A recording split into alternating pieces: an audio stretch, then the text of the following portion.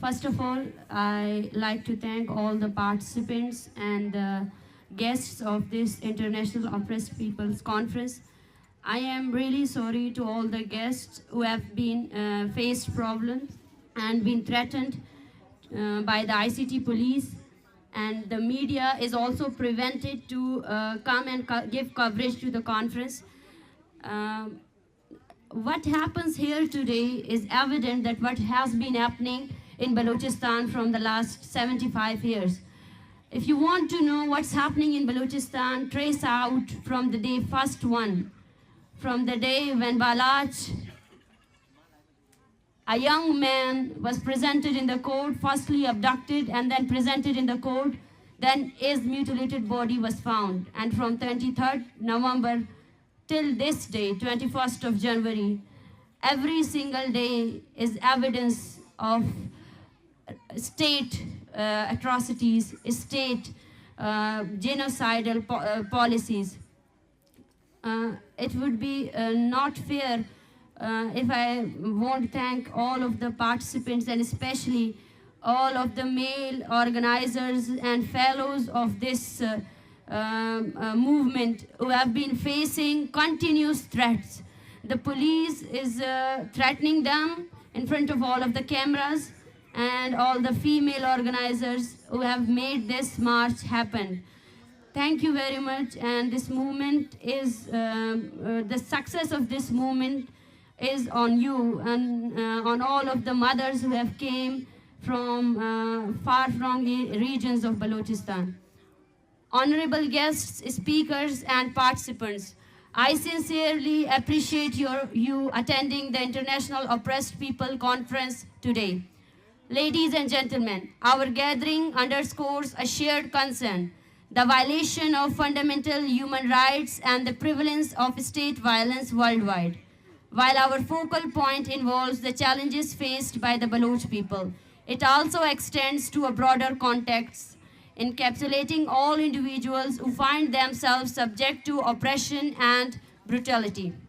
Over the past 75 years, Balochistan has endured persistent conflict. Regrettably, the resolution of political issues has often been overshadowed by coercive measures, such as military interventions, enforced disappearances, extrajudicial killings, forced displacements, collective punishments, and limitations on freedom of expression. This persistent use of force and violence has left an enduring impact on the lives of nearly every citizen in Balochistan.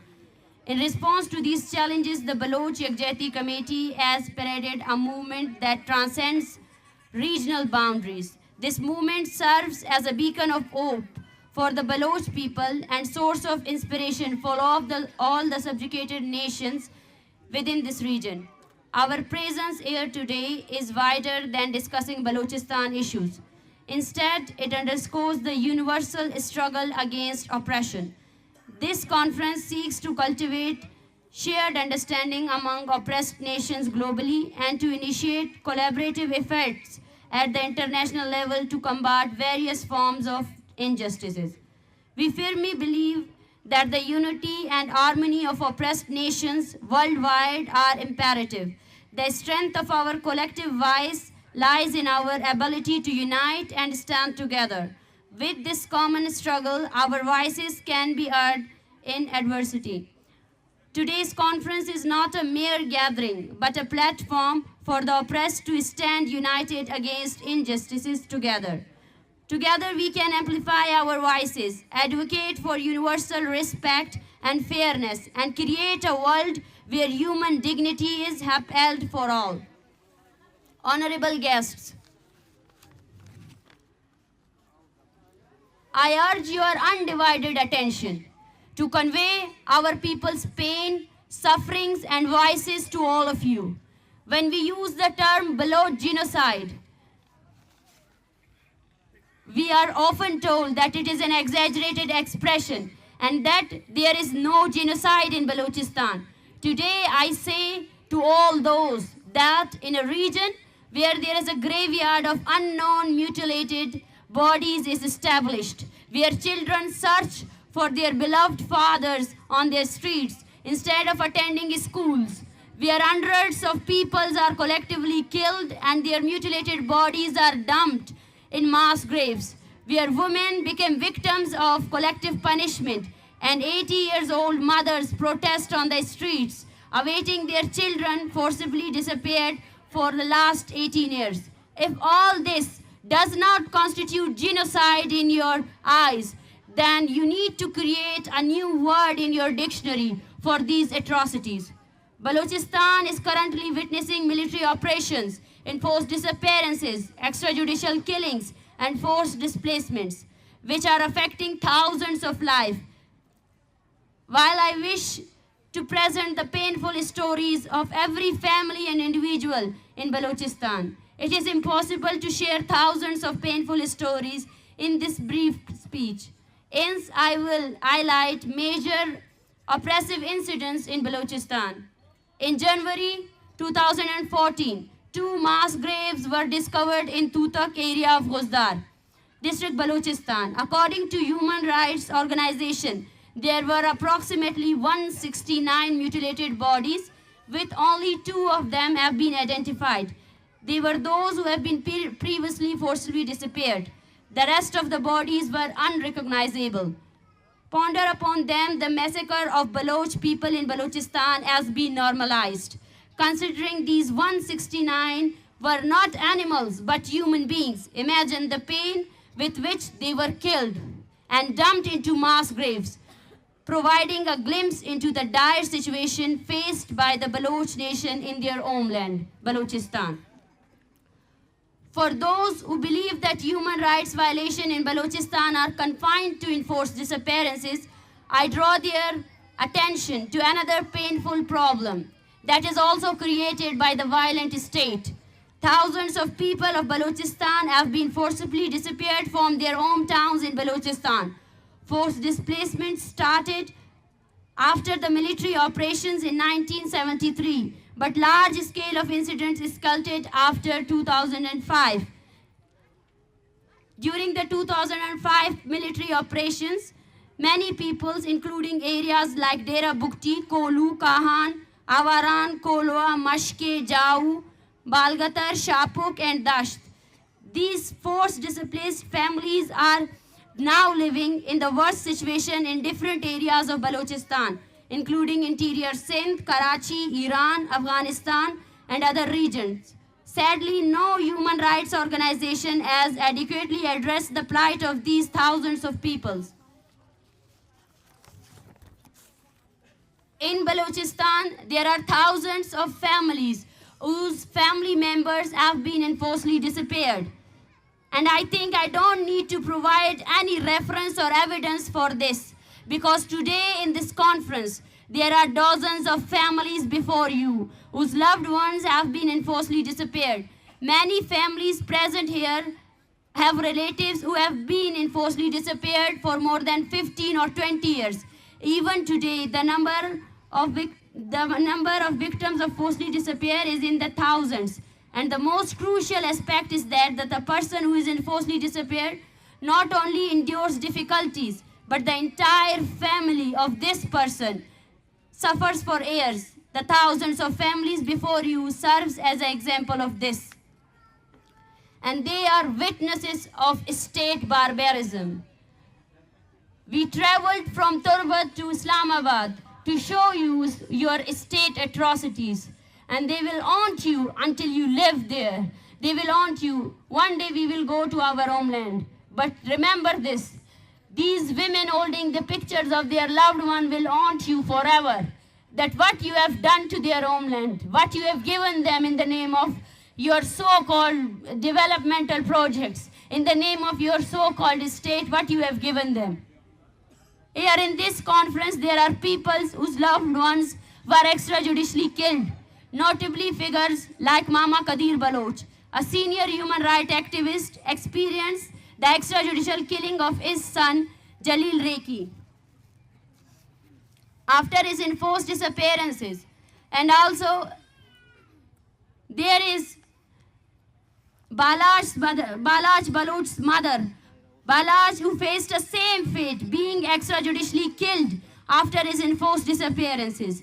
Even after being presented in court, I received the mutilated body of my father, Ghaffar Lango, after 2 years of his enforced disappearances.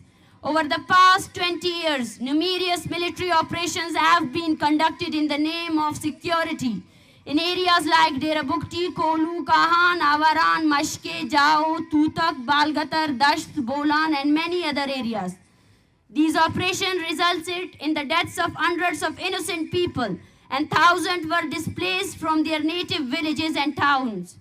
Unfortunately, these operations continue to this day in different parts of Balochistan. Like still Pakistan wants to invade Balochistan, like still Pakistan wants to displace people in Balochistan. This was just a brief story of oppression in Balochistan. After hearing this account, I hope you will not say that the term genocide is exaggerated, but we will say that the genocide term is a small term. People around the world have to discover a new word that could fit what Baloch is suffering back in their homeland. Ladies and gentlemen, in this region where we reside, all oppressed nations including Pashtuns, Sindhis, Muajirs, Hazara, Shias and Gilgitis are also victims of forced disappearances and extrajudicial killings. From the Khyber Pakhtunkhwa mountains to the Karachi Sea, thousands are deprived of freedom of expression and basic human rights. Some are oppressed based on their ethnic and religious identity, while others are silenced from raising their voices for their rights. Political leaders like Manzoor Pashtun have been continuously and unlawfully detained from the last 2 months for advocating Pashtun rights. For the past 20 years, the Hazara community has been facing mass killings based on their religious identity. Sindhis, Muajirs and Shias are also experiencing forced disappearances and extrajudicial killings. For decades, Hindu and Christians communities have been facing oppression based on their religious identities.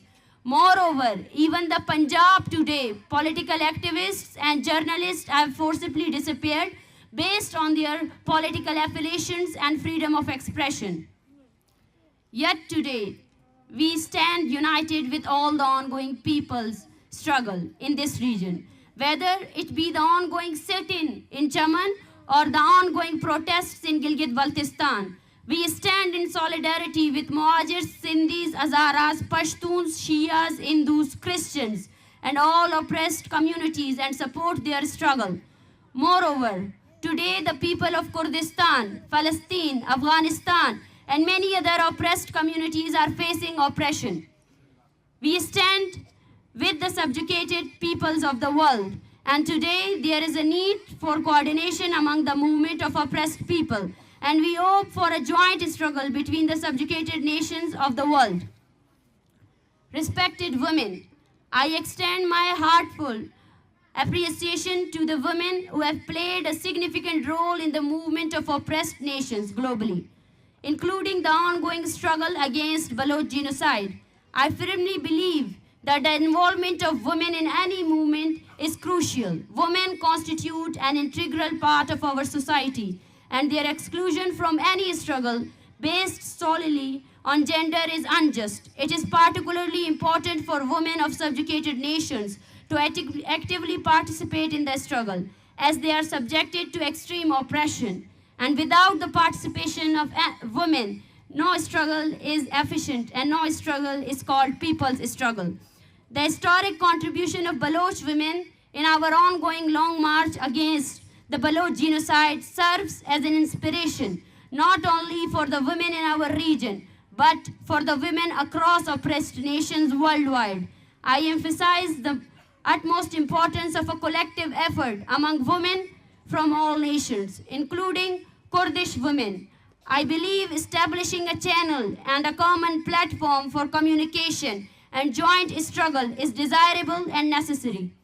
Honorable human rights activists and journalists, I extend my utmost gratitude to all the human rights activists and journalists who have played a constructive role in this movement, becoming the voice for the voiceless. Simultaneously, we appeal to all those human rights organizations, journalists and human rights activists to stand in solidarity with the struggles of oppressed nations worldwide, including the Baloch nation, and amplify their voices.